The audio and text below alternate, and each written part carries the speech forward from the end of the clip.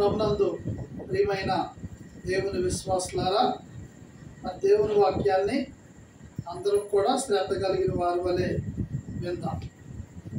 ప్రభువుకి మహిమ కలుగును గాక. ప్రేమతో నన్ను ఆహ్వానించారు ఎవరు? ఎస్కేలయ్య గారు.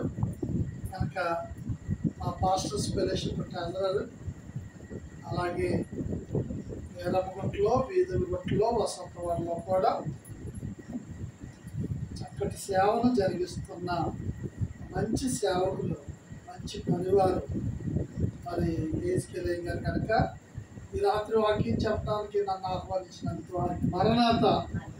మీకు కూడా మరణాత, పెద్ద ఆయనకు కూడా మరణాత.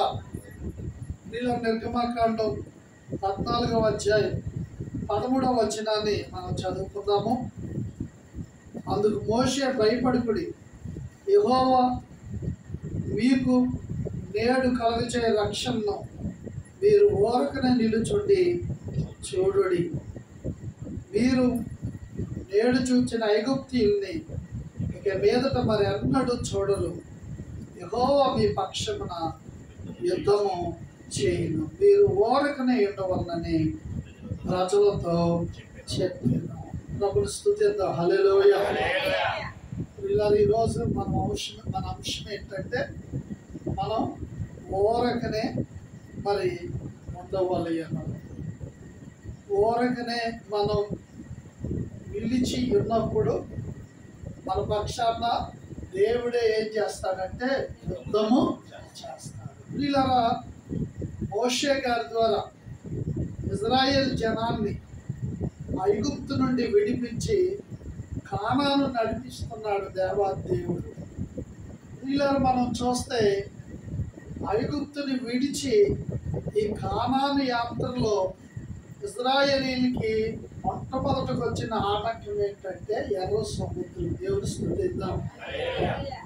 ఎర్ర సముద్రం వారికి అడ్డొచ్చినప్పుడు ఇశ్రాయేలీలు జనము అంతయు కూడా భయపడ్డారు. అంత మాత్రమే కాకుండా దైవజనుడైన మోషే గారి మీద, నడిపించే నాయకుడైన మోషే గారి మీద సనగటం కూడా మనం చూస్తున్నాం. ఐగుప్తులో సమాధులు లేవని ఈ అరణ్యములో మమ్మల్ని తీసుకొచ్చావా చచ్చుటకు అని మోషే గారి మీద సనగటం కూడా మనం చూస్తున్నాం.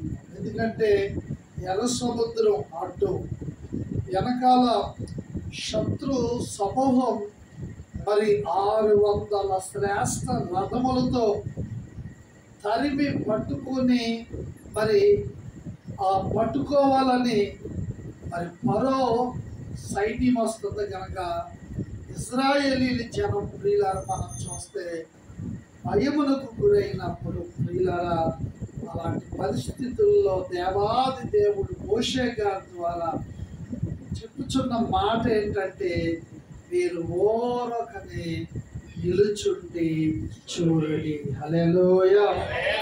అందుకు మోషే, భయపడకుడు, యెహోవా మీకు నేడు రక్షణ కలుగు చేయు రక్షణను మీరు ఎలా చూడాలంటే ఓరకనే నిలుచుండి చూడాలి. హల్లెలూయా.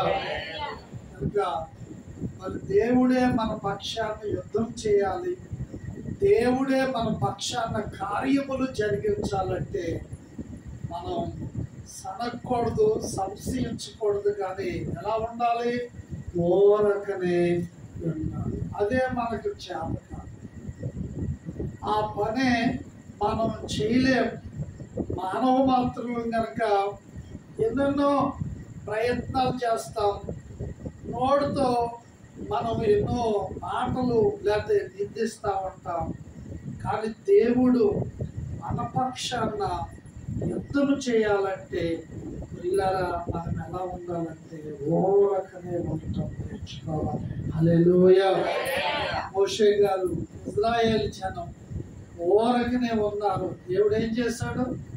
మోషే గారు చేతి కర్ర చాపనగా దేవుడు మరి దేవాదేవుడు ఎర్ర సముద్రాన్ని ఏం చేశాడంటే పాయలు చేశాడు. హల్లెలూయా. ఆరిన నేల మీద మీద తన జనమును దేవాదేవుడు నడిపించాడు. హల్లెలూయా. ఎంత అద్భుతం, ఎంత కార్యం! సముద్రాన్ని పాయలు చేశాడు దేవుడు. అంతట కార్యం దేవాదేవుడు తన జనులు ఎడల చేశాడంటే ఇశ్రాయేలీయులు ఎలా ఉంటే ఊరుకుంటే దేవుడు స్తుతిద్దాం. అందుకే విశ్వాసులారా, ఒక్కొక్కసారి మన పరిస్థితులు అర్థం కావు, మనకు కూడా శ్రమలు వస్తూ ఉంటాయి. అలాంటి పరిస్థితుల్లో కూడా మనం ఏం చేయాలంటే ఊరుకోవాలన్నమాట. ఇశ్రాయేలీయులకి ముందు సముద్రం, వెనక శత్రువులు. మరి అయినా దేవుడు వారిని ఏమన్నాడంటే ఊరుకోమన్నాడు. హల్లెలూయా. కనుక మరి వారు ఊరుకున్నప్పుడు దేవుడు గొప్ప రక్షణ, సముద్రం పాయలు చేసి తన జనాన్ని ఆరిన నేల మీద నడిపించాడు. అలాగే వారిని తరుముతున్న ఐగుప్తీయుల్ని ఎక్కడ ముంచేశాడంటే సముద్రంలో ముంచేశాడు. హల్లెలూయా. మరి ఈ కార్యాలన్నీ దేవుడు చేశాడు. మరి దేవుడు ఇశ్రాయేలీయుల పక్షాన ఐగుప్తీయులతో యుద్ధం చేశాడంటే ఇశ్రాయేలీ జనం దేవుడు చెప్పినట్లుగా మీరు ఊరుకుంటారని దేవుడు స్తుతిద్దాం. హల్లెలూయా. ముందు శత్రువులు, ముందు సముద్రము ఎదురొచ్చినను, ముందు సముద్రము ఎదురొచ్చినను, వెనక శత్రువులు వెంటాడినా మోషే వలె సాగెదా, సాగెదా యేసునితో నా జీవిత కాలమంతా, సాగెదా యేసునితో నా జీవిత కాలమంతా. హల్లెలూయా. సముద్రం ఎదురొచ్చి వెనక శత్రువులు వెంటాడిన మోషే వలె మనం సాగిపోవాలి. దేవాదేవుడు ఒక మాట చెప్పాడు, నేను మీ పక్షాన్ని యుద్ధం చేస్తాను. ఇది ఎలా ఉండాలంటే ఓరకనే మనం ఉండాలన్నమాట. హల్లెలూయా. ఇక రెండవదిగా చూస్తే నిర్గమాకాండం మనం చూసినట్లయితే 23వ అధ్యాయం 12వ వచనాన్ని మనం చదువుకుంటే, నిర్గమాకాండం 23వ అధ్యాయం 12వ వచనాన్ని మనం చూస్తే, చదవమ్మా. 6 దినములు నీ పనులు చేసి నీ ఎద్దును, నీ గాడిదయు, నీ దాసి కుమారుడును పరదేశియు విశ్రమించినట్లు 7వ దినమున ఓరకుండవలెను. హల్లెలూయా. 23 నిర్గమాకాండం 12వ వచనములో మరి 6 దినములు నువ్వు పని చేయాలి, 7వ దినమున ఎలా ఉండాలి? ఓరకుండవలెను. హల్లెలూయా. 7వ దినం అంటే మా విశ్రాంతి దినం. అంటే పాత నిబంధన ప్రకారం శనివారం ప్రభు పునరుద్ధాండై తిరిగి లేచిన తర్వాత శిష్యులు ఆదివారం నాడు కూడుకుని ఉన్నారు కనుక ఆదివారం ప్రియులారా ఇప్పుడు పునరుద్ధాన దినం, ఆరాధన దినం. దేవుని స్తుతిద్దాం. హల్లెలూయా. అంటే 6 దినాలు కష్టపడి పని చేయాలి. 7వ రోజు నాడు మనం ఏం చేయాలి? ఓరకనే ఉండాలి. హల్లెలూయా. ఎలా ఉండాలమ్మా? మరి ఆదివారం సాతాడు ఓరకనే ఉండనిస్తాడా? పెళ్లి కౌరు తెస్తాడు, చావు కౌరు తెస్తాడు, సంవత్సరమంది కౌరు తెస్తాడు. అమ్మా ఏది లేకపోతే పార్టీ మీటింగ్ కౌరు తెస్తాడు. దేవుడు స్తుతిద్దాం. అమ్మా సాతాడు ఈ రోజు నాడు ప్రభువుని ఆరాధించే దినం ఆదివారం మనల్ని ఊరుకోలేకుండా అక్కడికి ఇక్కడికి అని వీళ్ళరా మనల్ని తీసుకెళ్ళిపోతున్నాడు. కానీ వాక్యం ఏం చెప్తుందంటే 6 దినాలు కష్టపడి ఏం చేయాలి? నీ పనంతా చేసుకోవాలి. మరి 7వ రోజు నాడు మనం ఎలా ఉండాలంటే ఓరకుండవలెను. దేవుడు స్తుతిద్దాం. హల్లెలూయా. ఏడవ దినం ఎలా ఉండాలి? ఊరుకుండాలన్నమాట. మరి ఊరుకుంటే దేవుడు మన పక్షాన్ని యుద్ధం చేస్తాడు, మనకి రక్షణ ఇస్తాడు. 2, మనం 6 రోజులు కష్టపడి 7వ రోజు ఊరుకుని దేవుడి సన్నిధిలోకి వెళ్ళి దేవుడిని ఆరాధిస్తే దేవుడు మనల్ని ఏం చేస్తాడంటే ఆశీర్వదిస్తాడన్నమాట. హల్లెలూయా. ఇప్పుడు కాలమైనా కోయు కాలమైనా ఏం చేయకూడదమ్మా? ఏ పని కూడా బైబిల్ చెప్తుంది 6 రోజులు కష్టపడు. కానీ రోజులు 6 రోజులు కష్టం చాలదండి. కొంతమంది 7వ రోజు ఊరుకోరు. 7వ రోజు కూడా ఏం చేయాలి? కష్టపడిపోవాలి. 6 రోజులు కష్టపడాలి. ఈ పని అంతా 6 రోజులు చేసుకోవాలి. 7వ రోజు మనం విశ్రమించాలి. 7వ రోజు ఓరకనే మనం ఉండాలి. 7వ రోజు ప్రియులారా మనం ఏ పని చేయకుండా ఎక్కడికి రావాలంటే దేవుని సన్నిధికి వచ్చి దేవుడిని ఆరాధించాలి. హల్లెలూయా. ప్రియులారా, మనం చూస్తే యెషయా గ్రంథం మనం చదువుకుంటే యెషయా గ్రంథం మనం చూసినట్లయితే అక్కడ రాయబడిన మాటలు మనం చూద్దాం. 58వ అధ్యాయము 13వ వచనాన్ని చదువుకుంటే యెషయా గ్రంథం 58:13 నా విశ్రాంతి దినమున వ్యాపారం చేయకుండా నాకు ప్రతిష్ఠితమైన దినమని నువ్వు ఊరుకుండని ఎట్లా. మళ్ళా చెప్పండమ్మా, నాకు ప్రతిష్ఠితమైన దినమని నువ్వేం చేయాలి? ఓరకుండని ఎట్లా. విశ్రాంతి దినం మనోహరమైందని, యెహోవాకు ప్రతిష్ఠితమైనయు ఘనమైందని అనుకుని దాన్ని ఘనముగా ఆచరించిన ఎడల నీకు ఇష్టమైన పనులు చేయక, వ్యాపారం చేయక, లోకవార్తలు చెప్పుకొనకుండా మరి ఉండిన ఎడల నువ్వు యెహోవా యందు ఆనందించదు. హల్లెలూయా. అమ్మా, ఏం చేయాలి? నాకు ప్రతిష్ఠితమైన దినమని నువ్వేం చేయాలి? ఓరకుండాలన్నమాట. హల్లెలూయా. అంటే ఆదివారం మనం ఎక్కడికి వెళ్ళకూడదు, ఏ పని చేయకూడదు. మరి ఆదివారం మనం ఊరుకోవాలి. మరి ఎక్కడికి రావాలి? దేవుని సన్నిధికి రావాలి. ఆదివారం మనం ఎవరిని ఆరాధించాలి? దేవుణ్ణి ఆరాధించాలి. అప్పుడు దేవుడు మనల్ని ఏం చేస్తాడు? ఆశీర్వదిస్తాడు. దైవజనులు దేవదాసయ్య గారు మరి 7 రోజులకు కావలసిన దీవెనంట ఎక్కడ ఉందంటే ఆదివారపు ఆరాధనలో ఉంది. హల్లెలూయా. మన బైబిల్ మిషన్ ఆరాధనలో 7 దీవెనలు ఉన్నాయి అన్నమాట. వారానికి 7 రోజులు, మరి రోజుకు ఒక దీవెన. 7 రోజులకు సరిపడా దీవెనలు మనం పొందుకునే మరి ఆ రోజు ఏదంటే ఆదివారం దేవుని సన్నిధిలో. హల్లెలూయా. అందుకనే ఆదివారం మనం ఏం చేయాలి? ఓరకనే ఉండి అమ్మ ఎవరిని ఆరాధించాలి? దేవుణ్ణి. అందుకే చాలా స్పష్టంగా చెప్తుంది, నా విశ్రాంతి దినం మీరేం చేయకూడదు? వ్యాపారం చేయకూడదు. అది నాకు ప్రతిష్ఠితమైన దినం అని మీరు ఏం చేయాలంటే ఊరుకోవాలన్నమాట. దేవుడి స్తుతి. హల్లెలూయా. ఇప్పుడు మరి ఈ సీజన్ నాట్లు వేసే సీజన్.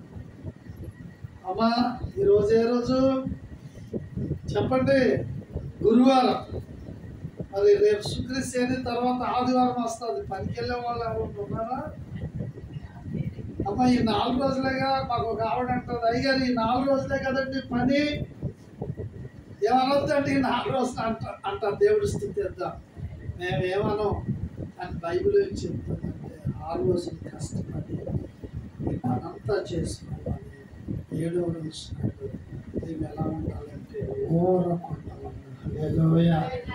అక్కడికి రమ్మంటారు, ఇక్కడికి రమ్మంటారు, లేకపోతే ఈ కార్యం అంటారు, ఆ కార్యం అంటారు. ఇలాగా మనం ఎక్కడికి వెళ్ళకూడదు, ఊరుకోవాలన్నమాట. ఆరాధన దినము ఆచరించవలయు, ఆరాధనా దినము ఆచరించవలయు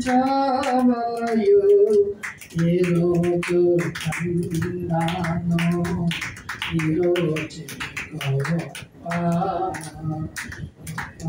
వృత్తిని మానుకొనోమి మనస దేవుడు స్తుతిద్దాం. హల్లెలూయా. మనం ఆదివారం అంటే 6 రోజులే కష్టపడాలి. మరి విశ్రాంతి దినం మనం ఎలా ఉండాలంటే చెప్పండి, ఓరం ఉండాలన్నమాట. హల్లెలూయా. మొదటగా దేవుడు మన పక్షాన్ని యుద్ధం చేయాలంటే మనం ఓర్పును ఉంటేనే దేవుడు మన పక్షాన్ని యుద్ధం చేస్తాడు.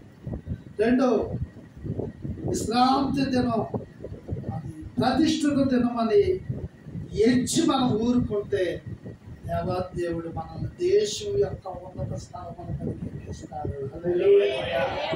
నీ తండ్రి అయిన యాకోబు స్వాస్యం నీ అనుభవంలో ఉంచుతానంటున్నాడు. దేవుడు స్తుతిద్దాం. హల్లెలూయా. అంత ఉన్నతంగా దేవుడు నిన్ను దీవిస్తానంటున్నాడు. విశ్రాంతి దినాన్ని నువ్వు ఎలా ఉండాలంటే ఓరకుండా దేవుని మహాకృప ఈ ప్రాంతంలో మరి చక్కగా మా ప్రియులు ఎవరైనా డేస్కేర్ గారి ద్వారా ఇలా ఎలాగూ ఆరాధించుకోవటానికి చక్కటి స్థలాన్ని ఈ మందిరంగా ఏర్పరిచి ఇక్కడ ఆరాధన జరుగుతుంది. హల్లెలూయా. మరి మీ అందరూ ఆరాధనకు వస్తున్నారు. ఇంకా చుట్టుపక్కల వారు అందరూ వచ్చేస్తారు. రానున్న దినాలు. హల్లెలూయా. మీరే కాదు, ఇంకా రానున్న దినాల్లో ఇదంతా కదిలించి పడుతుంది. అనేకులు ప్రవాహం వల్లే ఎక్కడికి వస్తారు. దేవుడి స్తుతిద్దాం. హల్లెలూయా. అయితే మీరు ముందేం నేర్చుకోవాలంటే ఆదివారం నాడు ఎక్కడికి ఏ పని చేయకుండా మీ అందరూ కూడా ఎక్కడికి రావాలంటే దేవుని సన్నిధికి మీరు రావాలన్నమాట. హల్లెలూయా. ఇక త్వరితంగా వాక్యాన్ని చూద్దాం. ఇక మూడవదిగా మనం చూసినట్లయితే వాక్యాన్ని మూడవదిగా మనం చూస్తే ద్వితీయోపదేశ కాండం మనం చూస్తే 27వ అధ్యాయం మరి 9వ వచనాన్ని మనం చదువుకుంటే ద్వితీయోపదేశ కాండం 27వ అధ్యాయము 9వ వచనాన్ని మనం చదువుకుంటే ద్వితీయోపదేశ కాండం 27:9 చదవండి. మరియు మోషేయు యాజకులైన లేవీయులను ఇశ్రాయేలు అందరితో ఇట్లనిరి, ఇశ్రాయేలారా, మీరు ఊరుకొని ఆలకించుడి. నేడు మీరు మీ దేవుడైన యెహోవాకు స్వజనమైతిరి. ఇశ్రాయేలీయులారా, మీరు ఏం చేయాలి? ఊరుకుని ఆలకించుడి. దేవుడు స్తుతిద్దాం. హల్లెలూయా. నేడు మీరు దేవుడైన యెహోవాకు స్వజనులైతిరి గనక మీ దేవుడైన యెహోవా మాట విని నేడు నేను మీకు ఆజ్ఞాపించు ఆయన కట్టడలను ఆయన ఆజ్ఞలను గైకొనవలను. చూడండి 9వ వచనం. మరియు మోషేయు యాజకులైన లేవీయులను ఇశ్రాయేలీయులందరూ తిట్లని, ఇశ్రాయేలీయులారా, మీరు ఓరకుని ఆలకించుడి. హల్లెలూయా. ఏం చేయాలమ్మా? మీరు ఓరకుని ఆలకించాలి. మూడవదిగా మనం చూస్తే మరి ఊరుకుని మనం ఏం చేయటం నేర్చుకోవాలి? ఆలకించటం మనం నేర్చుకోవాలి. హల్లెలూయా. కొంతమందికి ఏం రాదు? ఆలకించటమే ఏం రాదండి. సౌలు గారితో అంటాడు సమూయేలు ప్రవక్త ద్వారా, ఆలోచించిన సౌలు, బలులు అర్పించడం కంటే పొట్టేలు ఆ రక్తం కంటే ఏది శ్రేష్టం అంటే మాట వినుట శ్రేష్టం. అందుకనే వాక్యం ఏం చెబుతుందంటే మీరు ఓరకుని ఏం చేయాలంటే ఆలకించాలి. హల్లెలూయా.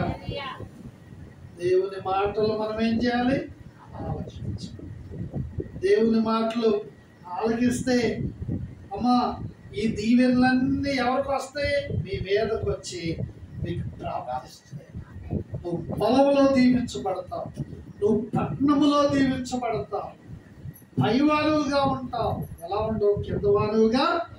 నువ్వు తలగా ఉంటావు. ఎలా ఉండవు అంటే నువ్వు తోకగా ఉండవు. హల్లెలూయా. మరి ఈ ఆశీర్వాదాలన్నీ ఎప్పుడు వస్తాయి?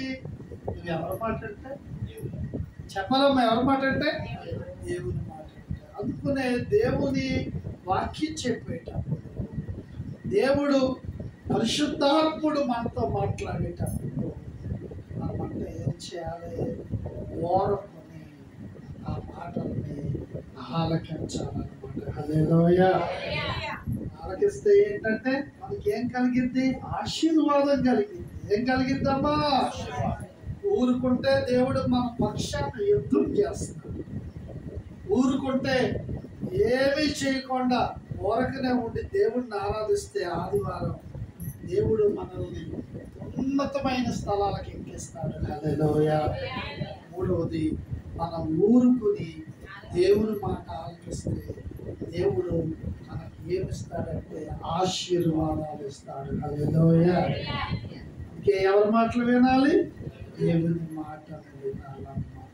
అందుకే చాలాసార్లు మీరు చూడండి, నిర్గమకాండం కానీ, లేవీ కాండం కానీ, సంఖ్యాకాండం కానీ, ద్వితీయోపదేశ కాండంలో ఎక్కువ తన జనులతో దేవుడు ఏం చెప్పేవాడంటే నా మాట వినుము అనేవాడు. హల్లెలూయా. ఇశ్రాయేలు నా మాట వినుము అంటాడు అన్నమాట. ఇశ్రాయేలు నువ్వు నా మాట వింటే మరి నీకు ఎంత మేలు అంటాడు. కనుక ప్రియులరా, మనమంతా ఓరకనే ఉండి ఏమి కావాలంటే దేవుని మాటలు వినటం నేర్చుకోవాలి. హల్లెలూయా. వింటామంటాం కానీ సాతాను ఏమన్నాడో దేవుని వాక్యాన్ని పైగా రాశారు, ఆలకించుచున్నవారిని పగవాడు చూచి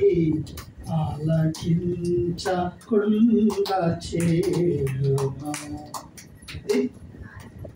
అదే కథలు ఆలకించండి.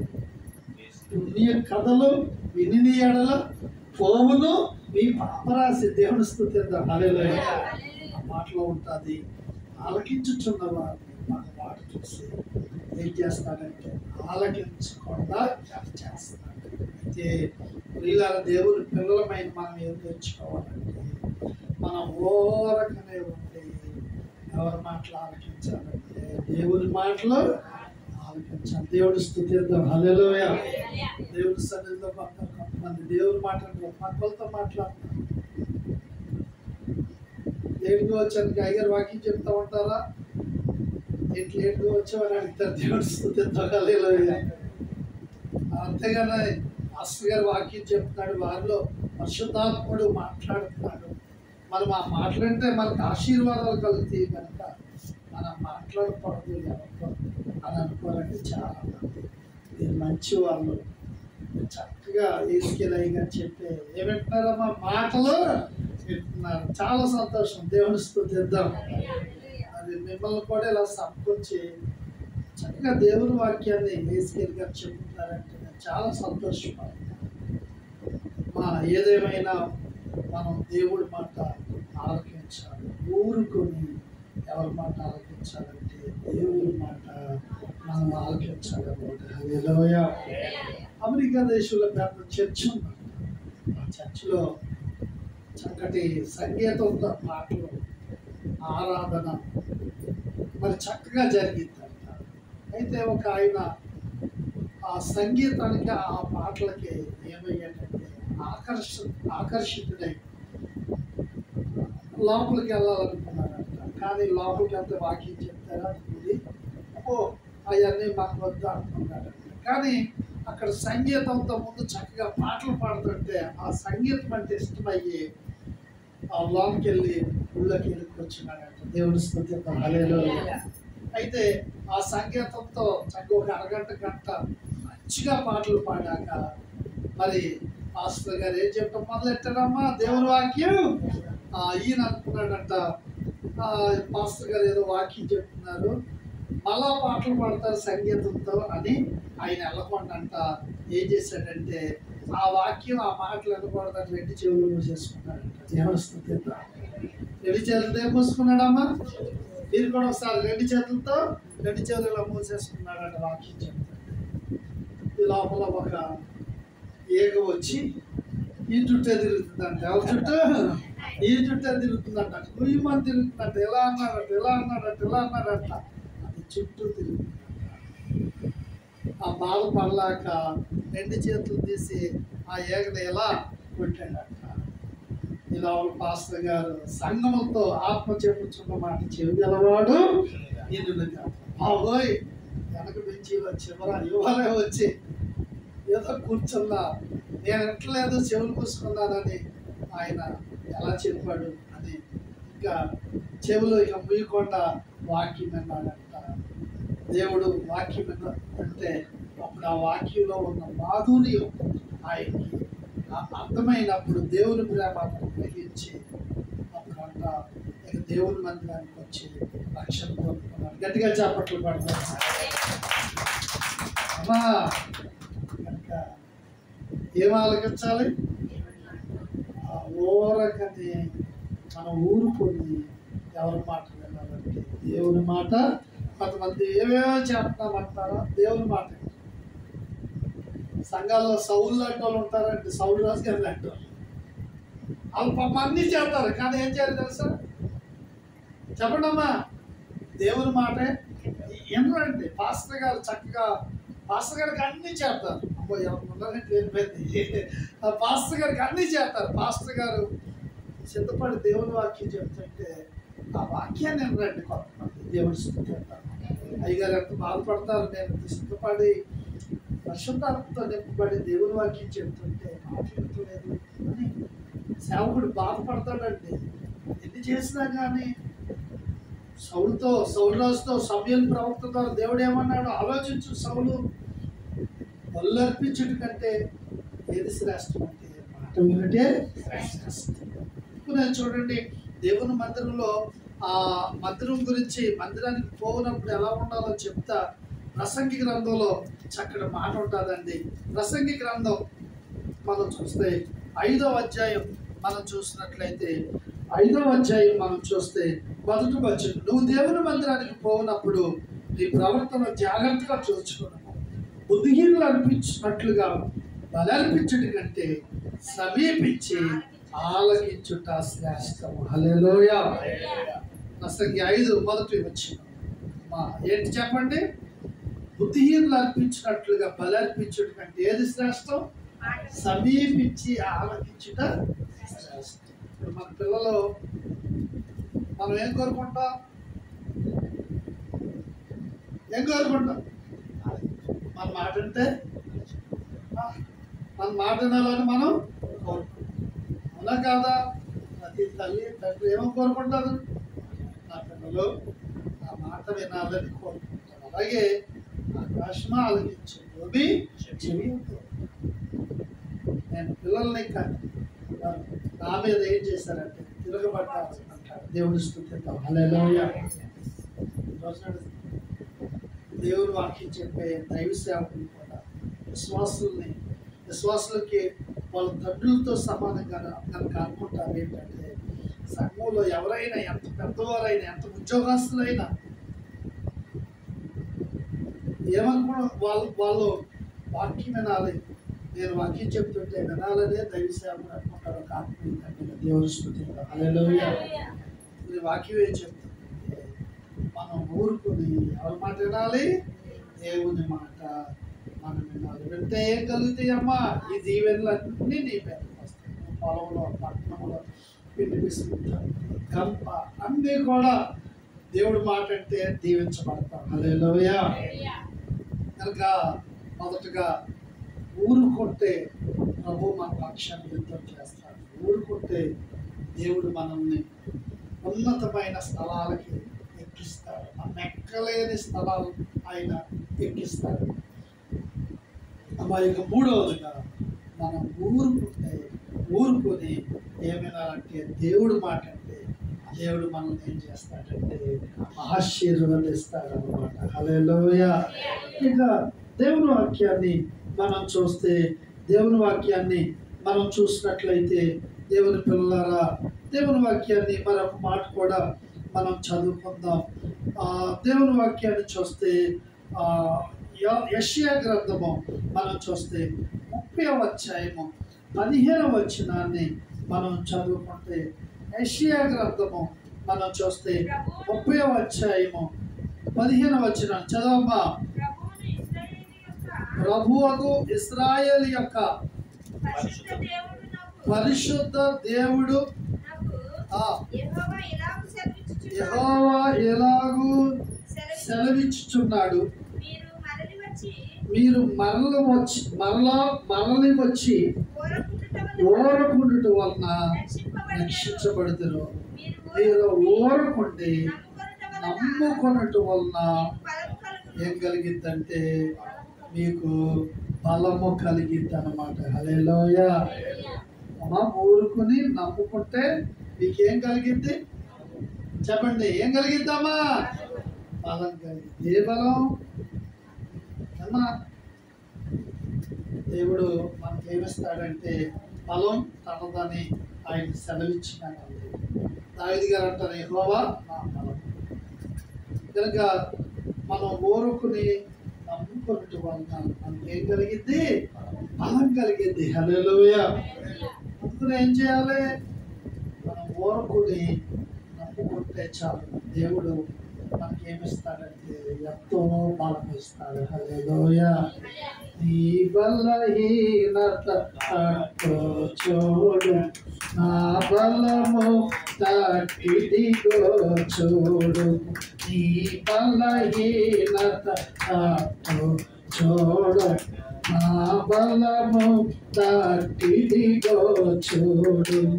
ఈ బలమునకు మించిన పనులు, ఈ బలమునకు మించిన పనులు నా బలమే కదా చేయవలెను, నా బలమే కదా చేయవలెను. మనోవిచారము కోరదు నీకు, మతలాంపులు కావలెను. హల్లెలూయా. మీరు ఓరకుండి నమ్ముకొనుట వల్ల మీకు ఏం కలిగింది? బలము కలిగింది. అందరూ చక్కగా ఎవరు నమ్ముకున్నారు అమ్మా చెప్పండి? కొంతమంది ఊరుకోరు. దేవుడు అయ్యి ఇయ్యి ఏమంటారమ్మా? ఎన్నో ఈ ఊళ్ళో నేను సైకిల్ వేసుకుని వచ్చి ఒకసారి పెట్టి పత్రికలు పంచాను. పిలిచి అంటే మా వాళ్ళు పిలిచి పత్రిక అంటే ఎక్కడో ఉన్నారు లోమ అని అనుకుంటాను. ఉంటే నేను సరే అని ఇంకా మాట్లాడతలేదని ఆ తలుపు దోసుకుని కొద్దిగా లోన్ కళ వెళ్ళేటప్పటికి మా లోన ఎక్కడి నుంచి ఒక ఎత్తుకు వచ్చేసి తిట్టుకుంటా బూతులు తిట్టుకుంటా కొడతకు వచ్చేసాడు. దేవుని స్తుతించండి. ఒకసారి ఆందోళన పడిపోయాను. ఏంటంటే నేను ఒక్కరిని సైకిల్ వేసుకుని వచ్చాను.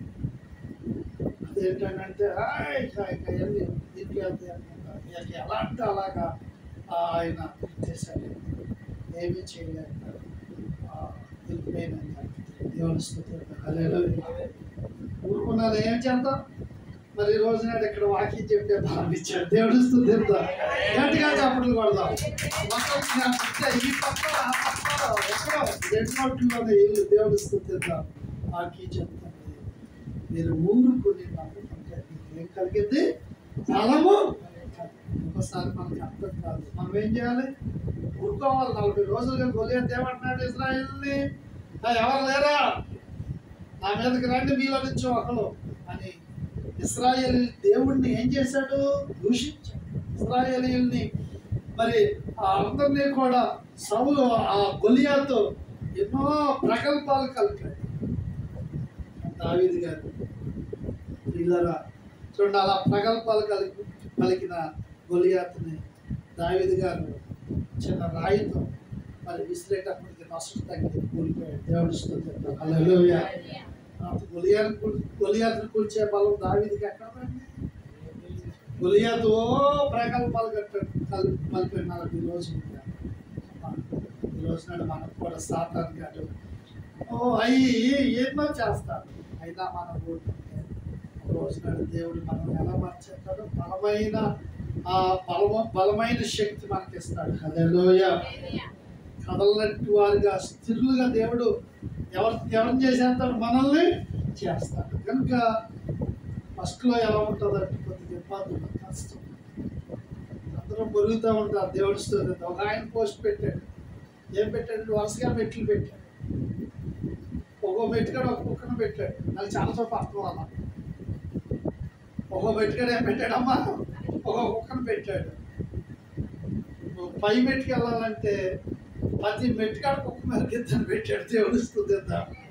ఎక్కడికి వెళ్ళాలంటే పై మెట్టుకాడకు నువ్వు ఎక్కాలంటే ఒక్కొక్క మెట్టుకాడ ఒక్కొక్క మురిగింది అన్నాడు. దేవుడి స్తోత్రం. మురుగుతుందని ఎవరు అయిపోకూడదు? చెప్పండమ్మా. మనం ఆగితే ఎక్కడికి వెళ్ళాం? పై మెట్టుకు వెళ్ళాలి. అలాగే ఏంటంటే కానీ మనం ఏం చేయాలంటే ఊరుకోవాలి. దేవుడి స్తోత్రం. హల్లెలూయా. సాగుతుంటే అది ఊరుకున్నంత ఉత్తమం లేదంట, పోడుకున్నంత సుఖం లేదంట. దేవుడి స్తోత్రం. లేదమ్మా, ఊరుకున్నంత ఉత్తమం లేదు, పోడుకున్నంత కలర్ అక్కర్లేదు, నూనె అమ్మా అక్కర్లేదు, షాప్ అక్కర్లేదు, ఏమి అక్కర్లేదు. దేవుడి స్తోత్రం. హల్లెలూయా. ఈ రోజున ఖర్చు అంతా దేనికి? ఏమా దేనికి? అలాగే పెట్టాలి. 15 రోజులకు నెలకు ఒక కర్ర పెట్టాలి. తలస్థానాలకు షాపులు ఏంటండి. కనుక ఓడుకున్నంత సుఖము లేదు, ఊరుకున్నంత ఉత్తమము. ఎన్నో మరుగుతూ ఉంటే మనం ఏం చేయాలి? ఏం చేయాలండి? మనం ఏం చేయాలి? ఊరుకోవాలన్నమాట. దేవుడి స్తుతిద్దాం. హల్లెలూయా.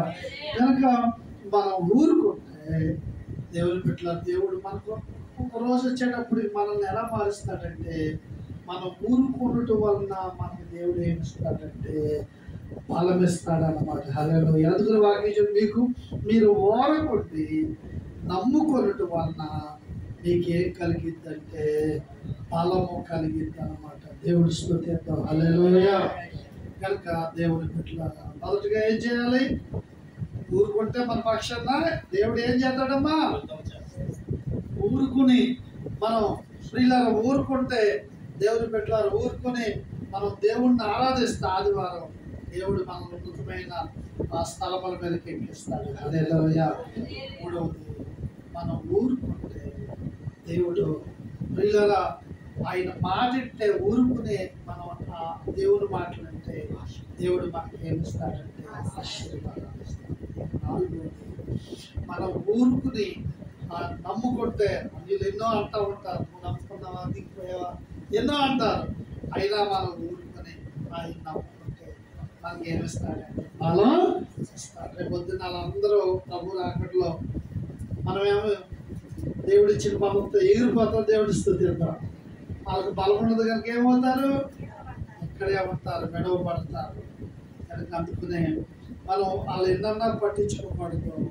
మనం ఊరుకుంటూ ఉంటే దేవుడు మనకి ఏం కలగజేస్తాడంటే బలాన్ని కలగజేస్తాడు. అందుకనే చూడండి, నేను ముగిస్తున్నాను, సమయం అయింది కనుక.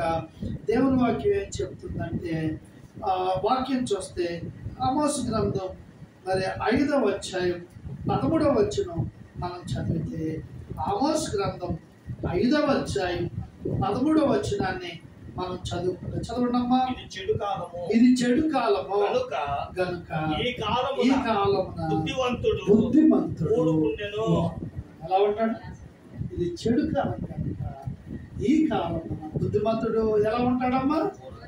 ఓరం ఉంటాడు అనమాట. హల్లెలూయా. ఇది ఏ కాలం? చెడు కాలం. ఈ కాలంలో బుద్ధిమంతుడు ఎలా ఉండాలి? ఓరకనే ఉండాలి. ఇంకా వాక్యం చూస్తే సామెతలు త్వరితంగా చదువుతాం. 13:3 చదివితే, సామెతల గ్రంథం 13:3 చదివితే అక్కడ ఉంది. 13వ అధ్యాయం 3వ వచనాన్ని మనం చదువుతాం. తన నోరు కాచుకునేవాడు తను కాపాడుకొనును, ఓర కనుక మాట్లాడేవాడు తనకి ఏం తెచ్చుకుంటాడు? నాశనము తెచ్చుకుంటాడు. ఓర కనుక మాట్లాడేవాడు ఏం తెచ్చుకుంటాడమ్మా? నాశనం తెచ్చుకుంటాడు. అందుకని ఒకసారి మనం ఏం చేయాలి? ఊరుకోవాలి. దేవుడే చెప్తున్నాడు ఏమని, ఏమండి, ఎర్ర సముద్రం ఎదురు వెనక ఐగుప్తు శత్రు సమూహం అయినా దేవుడే మీరు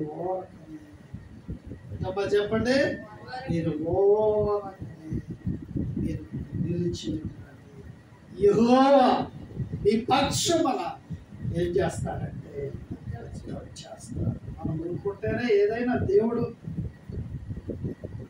దేవదాసయ్య గారు రాస్తారు, నిన్నెవరేమీ అన్నాను నేను ఊరుకొందునా. ఏంటమ్మా, దేవుడు నమ్ముకున్న మనల్ని ఎవరన్నా అంటే మనకి ఏదైనా తలపెడితే దేవుడు ఊరుకుంటాడా? నన్ను అన్నట్టే భావించుకుని నన్నులోకి తీర్పు. ఊరుకోవడం మనకు చేతనైతే చాలండి, దేవుడు అన్ని చేస్తాడు. హల్లెలూయా. ఊరకనే నిలుచుంటూ చూడమన్నాడు. వాళ్ళు ఊరుకున్నారు. మోషే గారు చెప్పగా ఎర్ర సముద్రం పాయలైంది. ఇలా 6 నెలలు నడిచిపోయారు. ఇలా తరిమి పట్టుకోవాలన్న శత్రువులు మరి సముద్రంలో దేవుడు చేశాడు. హల్లెలూయా.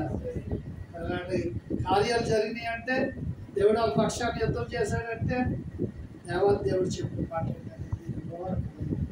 నిలుచుండి చూడండి. మనం ఊరకనే ఉండటం కూడా నేర్చుకోవాలి.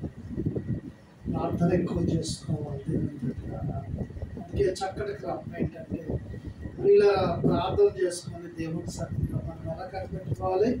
మౌనంగా ఉండి కనిపెట్టుకోవాలి. అలా కనిపెట్టుకుంటే మనకు ఎంతో బలం దేవుడు ఇస్తాడు, ఆశీర్వదిస్తాడు. కనుక దేవుడు ఇటు వాక్యం మన అందరి వింటున్నారు. దీవించుగాక. చిన్న ప్రార్థన చేసుకుందాం. ప్రార్థన చేసుకుందాం. పరిశుద్ధుడు అయినా మా తండ్రి, నీ పాదములకు ఎన్ని వందనాలు స్తోత్రాలు మేము చెల్లిస్తున్నాం. అంతవరకు నీ దాసుల్ని నిలబెట్టుకొని మీరు అందించిన శ్రేష్టమైన నీ బిడ్డల హృదయంలో భద్రపరిచి వాక్యం ద్వారా ఇంకా నీ బిడ్డలకి ఎంతో ఆశీర్వాదం ఇచ్చి మీరు నడిపించమని, అలాగే మా ప్రియులు ఎస్కెల్ గారిని, మాస్టర్ గారిని, బిడ్డల్ని దీవించి చేరిన ఇక్కడ సంఘం అంతటినీ ఆశీర్వదించి వృద్ధిమంతారు. నాయన ప్రభా, కొన్నాళ్ళకి ఇక్కడ గొప్ప పని జరిగినట్లుగా మీ ఆశీర్వాదం